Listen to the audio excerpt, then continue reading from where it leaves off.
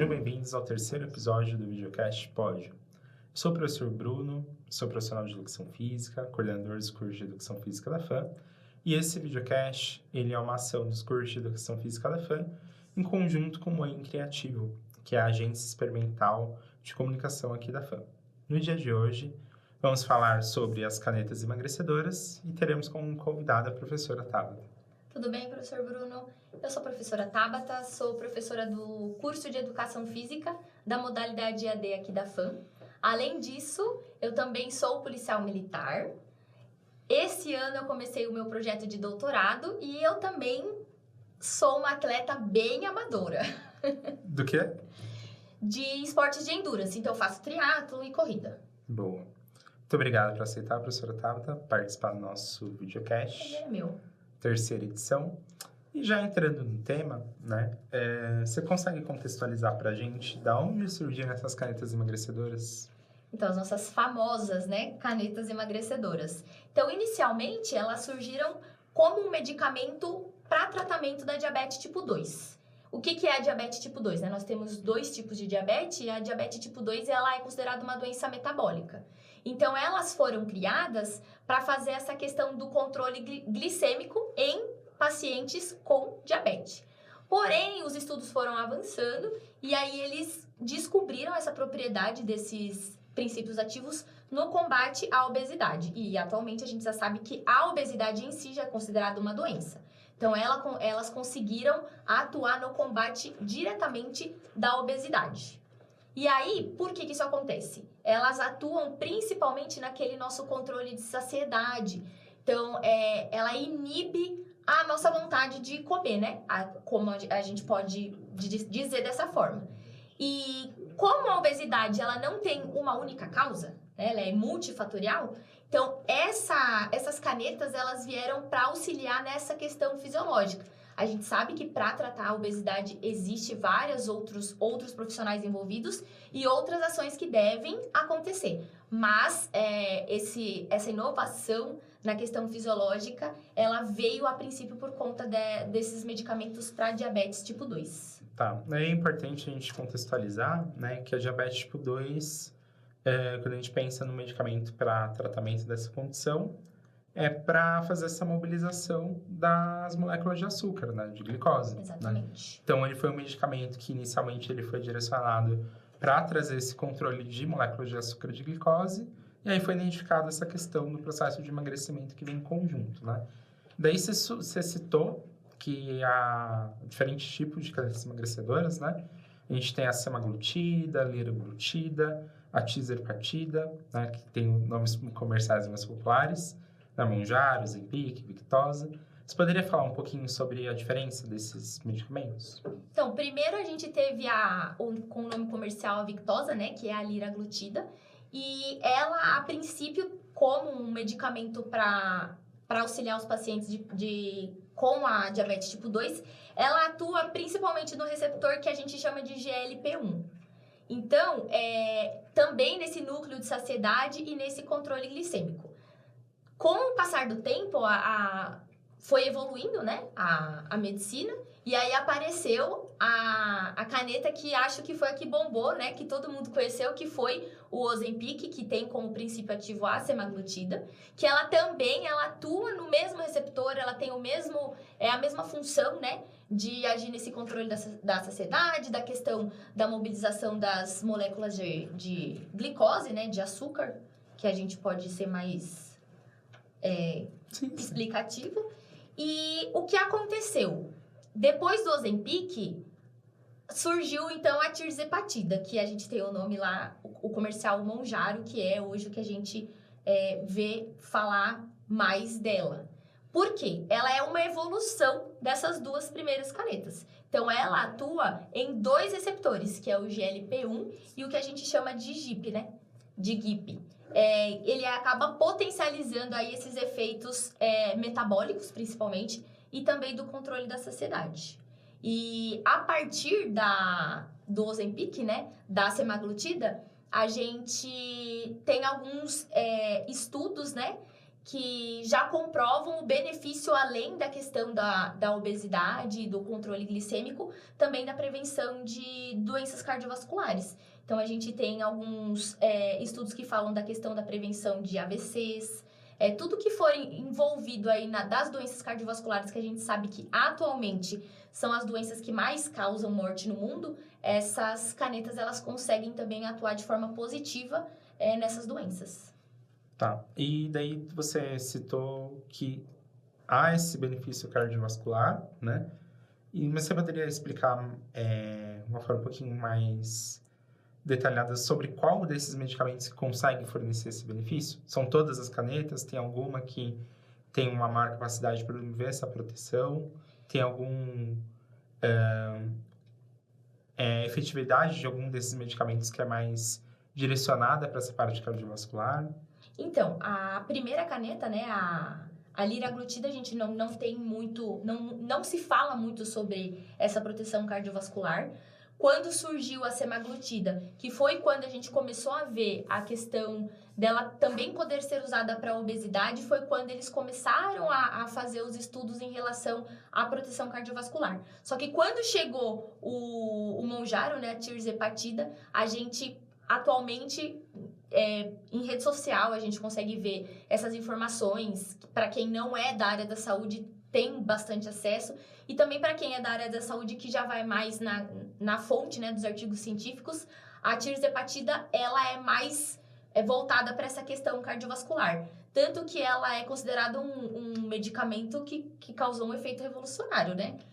Ainda choca muita gente todos os benefícios que ela traz. E ainda a questão de tratar a obesidade, que por ela ser multifatorial, era muito complicado a gente conseguir combater ela. E a gente sabe que metade da nossa população atualmente convive ou com sobrepeso e com a obesidade. Então, é uma necessidade, né? Que a gente atue sobre essa doença. Certo. E aí, pensando na perspectiva da educação física, né? Esses medicamentos, eles atuam, eles modificam de alguma forma o rendimento físico? Se a gente está pensando, por exemplo, em um atleta que ele está com sobrepeso, né, que a gente pode pensar na questão de tentar potencializar ou otimizar a preparação física dele para o esporte. Tem estudos direcionados para isso também? Já tem essas evidências? Então, não existe nenhuma evidência da questão da melhora da performance. Acho que é muito importante a gente ressaltar aqui que a utilização desses medicamentos deve ser acompanhada por um médico. E principalmente quando for o combate à obesidade, né, que não for a questão da diabetes, sempre acompanhado de um médico, uma equipe multiprofissional. Então, um profissional de educação física, um nutricionista. Por quê? Quando a gente está falando da atuação desse medicamento, ele faz com que a pessoa tenha a perda de peso. Só que essa perda de peso não é necessariamente só gordura. Então, a pessoa que faz a ingestão desse medicamento, ela vai ter a perda de gordura, mas também vai ter a perda de massa magra. E aí, quando a gente vai falar do esporte e do rendimento, a gente sabe que o atleta, ele tende a sempre tentar fazer a manutenção da massa magra. E aí, a questão da performance pode ser ao contrário. O que pode acontecer é que, por conta da atuação do controle da saciedade, a pessoa ela não vê a necessidade de se alimentar, porque ela não está com fome. E aí, as pessoas costumam sempre comer quando estão com fome, tomar água quando elas estão com sede. E, na verdade, a gente não tem que esperar esses sinais para a gente se alimentar ou para a gente se hidratar.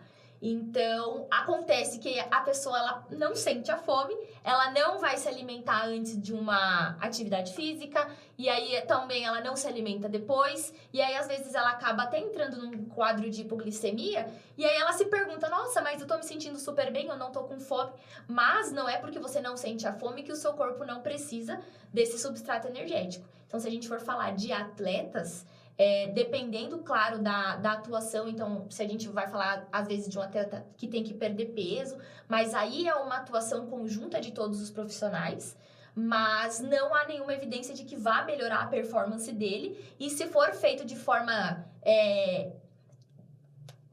que a pessoa esteja tomando sem esse acompanhamento, o efeito pode ser o contrário. Tá. Você citou a questão que reduzido, né, os níveis de gordura, mas também a gente tem uma menor quantidade de massa magra quando faz o uso desses medicamentos, né? Quando pensei sobre a questão do atleta, talvez a própria redução de massa magra, ela também seja algo que interfira esse desempenho, Com né? certeza. Porque tu tem uma menor quantidade de músculo, então o gesto motor talvez seja prejudicado em alguma determinada modalidade, né? Sim. Quando você fala do alimento, aí é importante salientar que a gente tem diferentes tipos de esporte, né? Por exemplo, o Ironman, que é uma coisa que você conhece bem, né? Você precisa fazer a reposição de carboidrato. Sim. Se você faz um medicamento que tu tem um gatilho para não fazer esse consumo de carboidrato, seu rendimento também vai acabar caindo. Com certeza. Então, as coisas elas acabam se amarrando. Tem algum efeito colateral que ele é bem conhecido sobre o uso desses medicamentos? Saberia informar? É bem falado, né, no início do tratamento, que a pessoa ela pode sentir náusea, pode sentir tontura. Aí também pode ser por conta da utilização do medicamento, como também do quadro hipoglicêmico, se a pessoa ficar muito tempo sem comer. Pode gerar também cefaleia, né, dor de cabeça. Algumas pessoas relatam que como principalmente a tirzepatida, ela atua no metabolismo da gordura, então dependendo do que a pessoa comer, usando o medicamento, também pode gerar um quadro de diarreia. E aí, quando esses quadros, né, de vômito ou diarreia, eles acabam tomando uma proporção maior, e aí a pessoa talvez não procure um médico, ela pode cair até num quadro aí de desidratação e precisar de um tratamento realmente clínico, ir para o hospital, fazer essa reposição que ela não consegue fazer em casa. Então, tá mais sobre a questão da pessoa não se alimentar durante o dia quando ela tomar um medicamento. Exatamente. Certo. E aí, a nível crônico, você chegou a verificar se tem algum outro tipo de evidência? Alguma repercussão no metabolismo? O metabolismo ficar mais lento depois do medicamento? Então, quando a gente fala da questão do metabolismo, para todo mundo entender, né? A gente tem uma expressão que fala da questão do nosso metabolismo basal, né? O que seria esse metabolismo basal?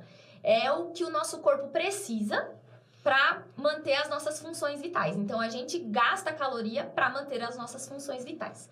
Quando a gente está falando de uma pessoa que está utilizando um medicamento para perda de peso, quando ela reduz o peso, o metabolismo basal está diretamente ligado ao peso da pessoa e também à massa magra. Então, se eu diminuir o peso, naturalmente o meu metabolismo basal vai diminuir, porque eu preciso de menos energia para fazer essas funções vitais. Então, a gente vai ter, sim, a diminuição dessa questão do metabolismo basal, principalmente quando a gente fala da questão da perda de peso. E também, esses medicamentos, né, algumas pessoas, elas estão utilizando ele, mas elas esquecem que a atuação dele, né, nesse mecanismo de saciedade, é enquanto você está tomando o medicamento. Então, quando você para de tomar o medicamento, você vai voltar a sentir a questão da fome, vai voltar a se hidratar normalmente, e é aí que mora o grande perigo dessas canetas. Porque quando você está fazendo a utilização dela, você consegue fazer esse controle de forma involuntária, porque o remédio está atuando no seu sistema. Agora, quando você para de utilizar o remédio, se você não utilizar esse período do remédio para fazer uma reeducação alimentar, para fazer uma reeducação de hábitos, que é iniciar uma atividade física, você vai voltar a sentir a fome e você vai voltar a ganhar todo o peso que você perdeu. Então, é bem importante que as pessoas saibam que esse controle é feito enquanto você está utilizando o medicamento. Então, na prática, se a gente pensar no metabolismo que tu vai gastar menos energia depois do uso do medicamento, ele está justamente associado ao X que a pessoa perdeu de peso. Exatamente. Né? Porque o metabolismo basal, ele considera o peso e a idade do indivíduo. Exatamente.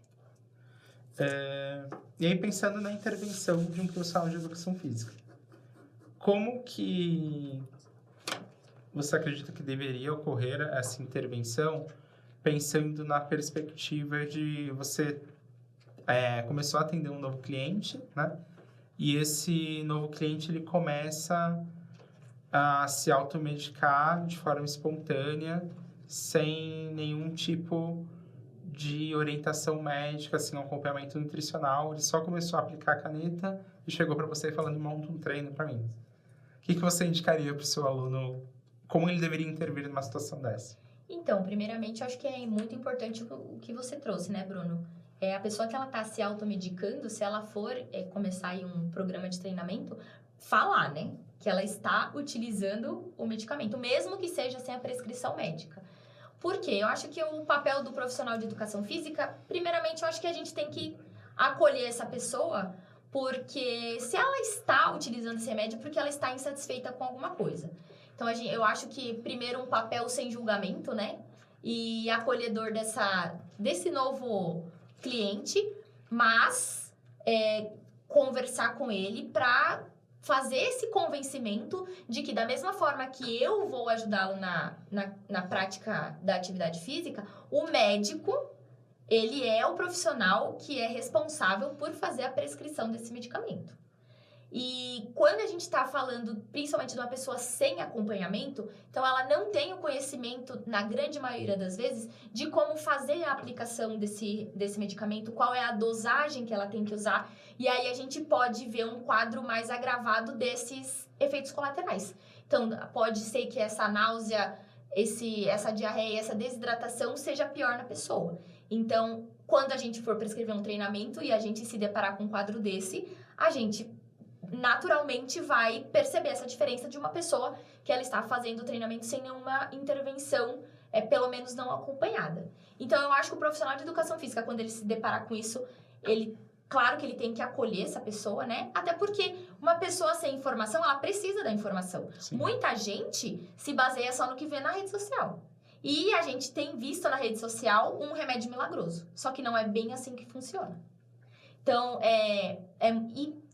eu não sei se você concorda comigo, mas eu acho que o aluno, quando ele vai falar com o profissional de educação física, é diferente do que falar com outros profissionais. Então, eu acho que o aluno, normalmente, ele fala coisas pra gente que ele não fala para outros profissionais. Sim, então, a especificidade da área. Exatamente. Ele vai pro nutricionista, ele não fala que ele usa um medicamento, ele sempre vai falar que não, mas eu tô comendo pouco e tudo mais, e pra gente não, é engraçado, né? Ele fala assim, olha, eu tô usando um medicamento pra emagrecer, eu tô usando, às vezes, um esteroide anabolizante, o que eu tenho que fazer? Eu acho que a gente é uma profissão que é muito próxima das pessoas, e a gente tem que usar esse poder de convencimento da forma correta. Então, eu acho que ninguém melhor do que da equipe multidisciplinar que vai atender essa pessoa que o profissional de educação física para fazer esse manejo do pensamento da pessoa de que ela pode sim, se for o caso dela, usar o medicamento, mas de uma forma prescrita. E quando a gente fala também da questão do medicamento não prescrito, a gente vai bater de frente aí com os medicamentos que são falsificados, com os medicamentos que eles não são aprovados. E aí, todos esses efeitos colaterais, eles podem até cair por terra, porque a gente está falando de um medicamento que a gente nem sabe o que é.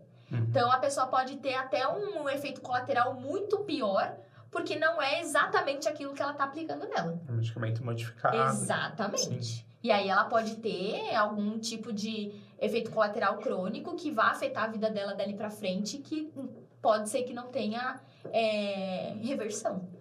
Então, tu pensa que é mais esse sentido de acolher, orientar, direcionar talvez ele para ir para uma prática médica, onde tem a prescrição com as orientações certinhas. Né? Exatamente. E se não tiver a necessidade vista pelo médico, né, da utilização do remédio, que a pessoa continue com esse pensamento do eu vou procurar um profissional de educação física, eu vou procurar um profissional, né, um nutricionista, também posso fazer um acompanhamento médico, talvez com um medicamento que seja menos invasivo, né, que tenha talvez que ele não seja tão atuante, tão conhecido, mas que a pessoa pense em mudar os hábitos. Porque a caneta, novamente, ela não vai fazer milagre.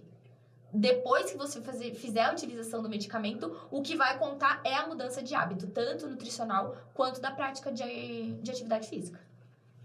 E o lado contrário. O nosso cliente, ele já foi lá no médico, né? Ele teve a prescrição do medicamento, mas ele nunca treinou na vida, né? A pessoa é raro, mas acontece, né? Sim. E começou pelo medicamento, nunca treinou. né? E o médico sugeriu para ele procurar lá o profissional de educação física. Como que você acha que deveria ser a primeira intervenção para uma pessoa que nunca treinou, tem um quadro de obesidade, está fazendo esse medicamento? Como seria essa primeira intervenção para esse público? Eu acho que nós temos que atuar na questão de explicar como vai ser esse processo em relação ao treinamento físico. Então, se ele já vem com a prescrição do médico, ele vem com uma dosagem correta, já vem pelo menos conhecendo um pouco, né? Porque quando o médico prescreve, ele vai explicar. E aí eu acho que a nossa atuação é a questão da manutenção da massa magra dessa pessoa, né? Então, a gente trabalhar principalmente com atividades que vão atuar na manutenção da massa magra. Então, a gente trabalhar com treinamento resistido, né? Que popularmente conhecido como musculação.